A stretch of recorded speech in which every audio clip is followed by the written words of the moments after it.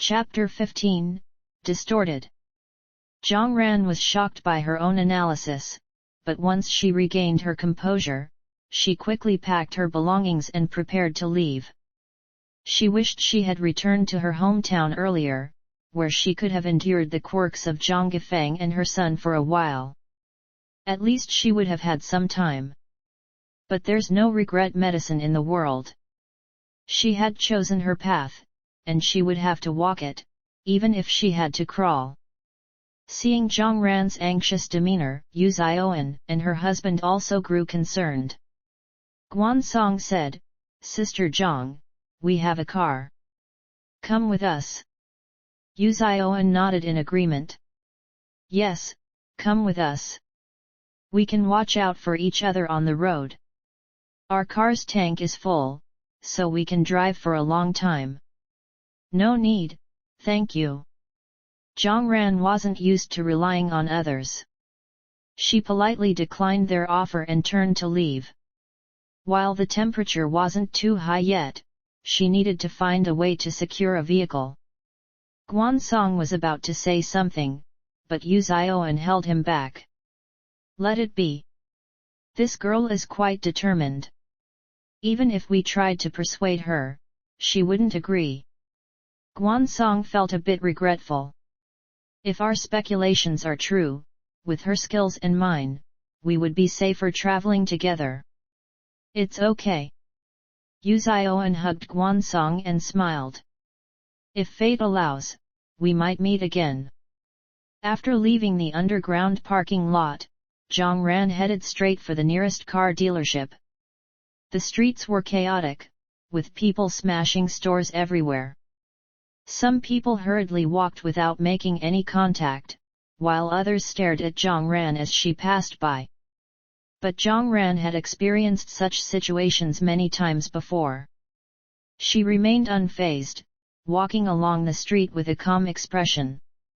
A group of young men came out of a store ahead. They were indulgent and carefree, looking like street toughs.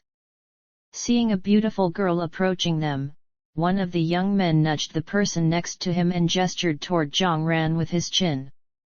Following their line of sight, Jiang Ran looked over. A trace of admiration flashed in the eyes of the men, followed by lecherous smiles. They blocked Jiang Ran's path.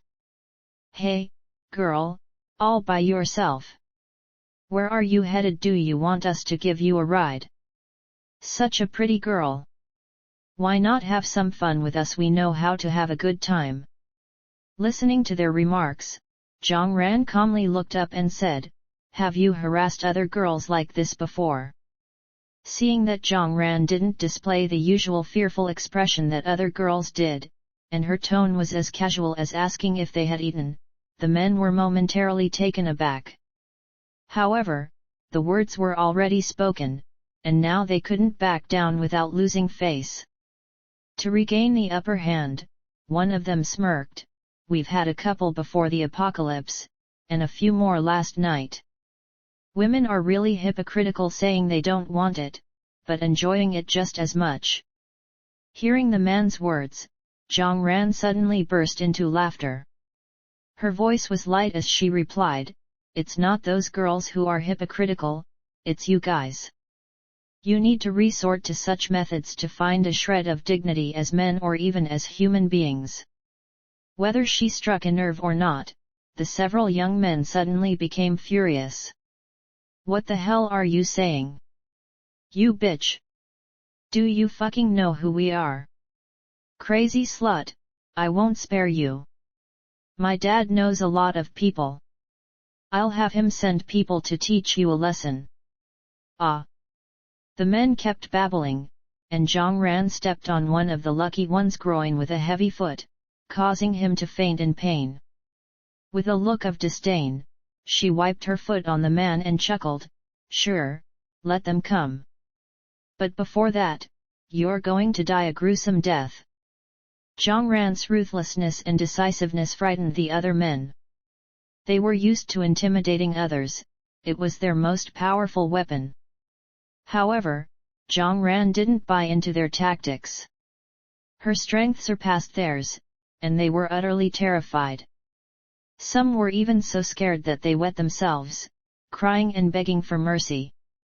Jiang Ran squatted down next to the man who had been berating her the most, the one with the strongest facade.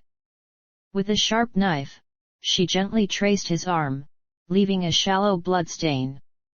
The young man trembled all over, unsure if it was from fear or pain. Jiang Ran's voice, cold as a demon's, rang in his ear. "You're the one who hurt those girls with this hand, aren't you?" As she spoke, she suddenly thrust the knife into his palm, and he let out a cry of pain. "Sorry, I was wrong. I was wrong. Please don't kill me. I didn't want to do those things, they forced me." Another young man knelt down, incessantly kowtowing to Jiang Ran. He probably never expected that his day of reckoning would come. He thought the apocalypse was his paradise. Jiang Ran stood up, looking at the young man with pity. "You're really pitiful. Here's the deal, I'll give you a chance to live. Recreate what you did to those girls on one of your companions. Choose one, and replay your actions on them." The young man hesitated, casting a glance at the others. Jiang Ran's voice turned cold. "I'm not patient. I'll do it, I'll do it." The young man crawled over, moving to the side of another young man dressed in purple. Anxious, he tore open the guy's shirt, grabbed a whip from the ground, and started whipping him while cursing with vile language. Listening to these offensive words, Jiang Ran's expression grew colder. So these bastards were the ones tormenting those defenseless girls like this. She suddenly felt a sense of sorrow. Despite thousands of years of cultural development, human beings' inherent flaws couldn't be changed. Losing interest, Jiang Ran let out a sigh. What could further revenge and torture accomplish? The harm had already been done, and the dead couldn't be brought back to life. Amid the young man's cathartic thrashing, she approached quietly. With a single stroke of her knife, she slit the young man's throat, ending a life of wickedness. The other men were already stunned. Jiang Ran had given them a taste of their own medicine, and they were left in shock. Some of them were so scared that they were almost paralyzed, while others were trembling so hard they seemed to wet themselves.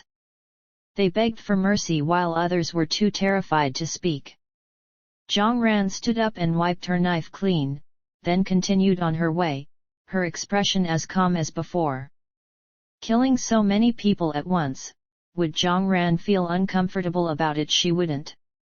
In her previous life, to secure resources and survive in a world of scheming and deceit during the apocalypse, she had killed far more people than this. Without experiencing the apocalypse, one could never truly understand the depths of human cruelty. The street once again fell silent, except for the howling wind. Fresh and warm corpses were all that remained after the ordeal.